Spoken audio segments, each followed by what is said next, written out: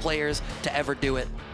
Super excited to be able to watch this one out. Is NuckleDu going to make the same character choice, or do we maybe see some exploration as to something a little bit different for this matchup? Oh, I don't think there's any reason to make any character changes at all. NuckleDu had fantastic control of the match, and literally the only difference between winning and losing was the enormous burst damage that Marisa is able to put out when she gets the opportunities. I think the play that we saw NuckleDu display was an absolute masterclass in control, but it shows you how deadly Marisa can be in the right circumstances. Oh! Wow, okay.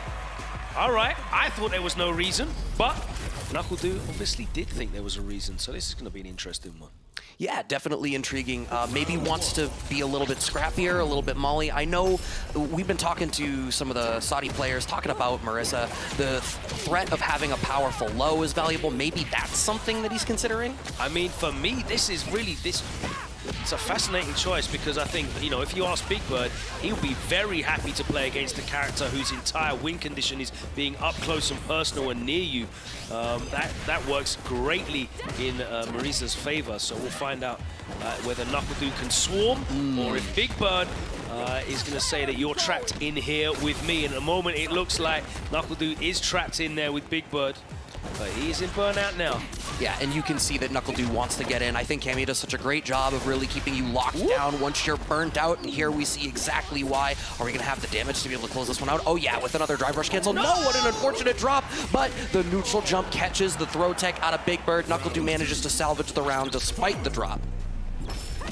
Yeah, that worked out massively in Divi's favor in the end. A happy accident, not having to spend any of the super meter, but this is going to do a ton of damage. He's going to spend the level 3, no, just the level 2. That's enough to get the burnout. Still doing 60%. All right, now locked down in the corner. So scary to be burnt out and on the defensive end chip from the Gladius against Marisa. She just does so much. Blocking against her is so scary. Oh my god, armoring through the counter poke. It's still my turn, but a nice low check. The threat of that low there coming important. Catching the backdash, jump in, nice catch on the empty parry. Okay. Has the level 3 in the back. Yes, we're absolutely going to be able to close this one out. NuckleDu making quick work to finish out this first game final round. And yeah, so far this character switch looks like it's working. I think the differential in that second round was getting put on the back foot, being put in burnout. That's obviously super scary against a character like Marisa. Yeah, man, it's just about smothering, and he is doing a great job of smothering BigBird as they go straight back into the rematch. One of the things you always see, my god, the speed of the rematches in Street Fighter 6 really catching people off guard. Blink and you'll miss. Okay, NuckleDu manages to steal the corner. No reaction to the naked DI here. Now NuckleDu gets to be in the driver's seat. Nice cross-cut DP, catching the jump out. Empty jump back throw, does get teched. Oh, what a great dive kick. Oh, nice use of the OD. Gladius, the armor there, getting the kill.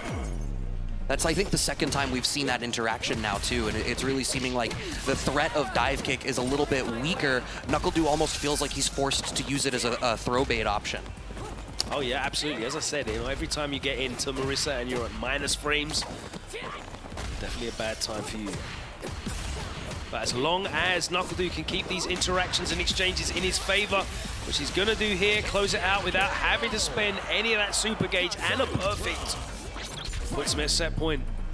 It's a great spot, too, not having to spend any of that bar. This could really be anyone's game. Problem is, it's anyone's game, and Marisa is sitting with 3 bars. Low. As you said, one of the weaknesses of Marisa is against low attacks. Oh, what a pickup. Empty jump. Back throw, wants that corner position. It really is, you know, a fantastic statement on NuckleDu's behalf, how he's able to completely switch up character archetypes and playstyles. A fantastic reaction, super there.